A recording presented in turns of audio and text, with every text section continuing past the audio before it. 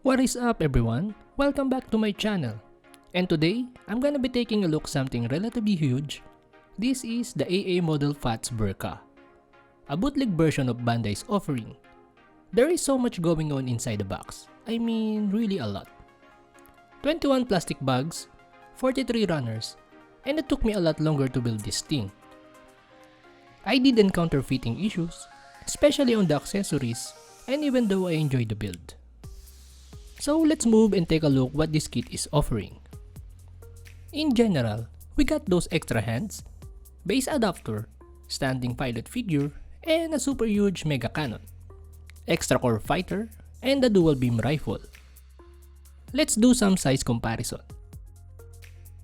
Here it is side by side with RX-78-2 Beyond Global, MG Ultron Ataku, Sandrak Custom,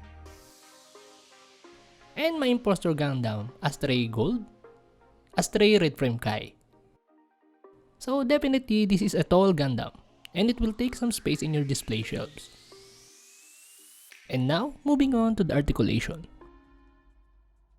Head movement is somehow limited on looking down, right and left, and it can't look up that high because of the connection they use. However, arms can be raised this high without the armor and can spin 360 freely. Upper arm and forearm can also be rotated individually.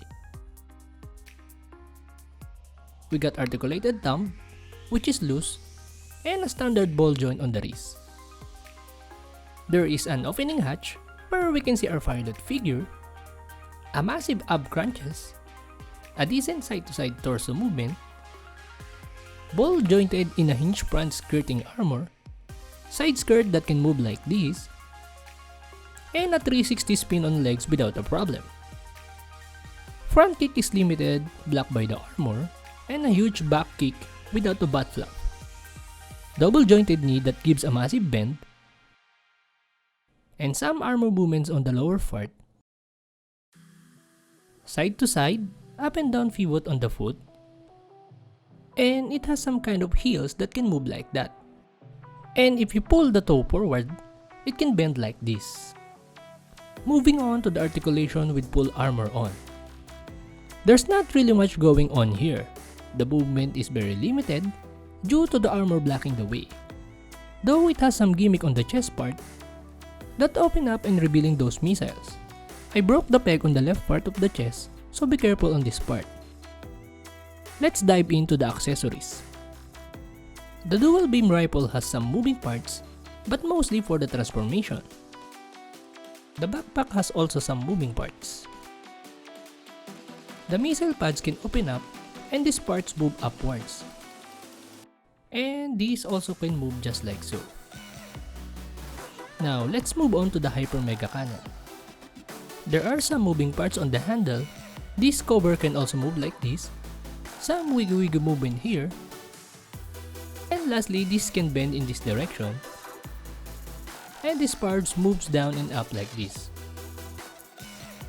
To attach this, just remove the missile pads at the back and just slide it just like so. The most annoying part is getting that hand on the handle. But when it snaps, it holds perfectly. Second annoying part is this right here. It can easily pop out and cannot hold on properly. So I decided not to attach it. Here's a quick spin of full armor on the right and no armor on the left. I prefer the no armor form because it is less bulky and lots of articulation you could do. So what about you? What do you prefer? In case you are wondering in transformation, yes it can. I did not record the transformation process because it is no fun at all. For the leftovers, I built this double Zeta head and this is what it looks like. A lot of leftover plastic, I guess parts for assembling the double Zeta version. And of course, this is burqa and it comes with the water slide decals. So what can I say? Remember, this is a bootleg and expect what to expect. I did encounter fitting issues, so sanding and drilling is a must for this kit. You also need to be careful on some parts with tiny little peg to avoid breaking them like I do. plastic quality isn't that bad and isn't that great also. There's a lot of mold lines, especially on the white parts, and the black frame plastic is hard and is on the brittle side. You'll also encounter loose parts in shoulder armors, waist joint, and of course the articulated dumps.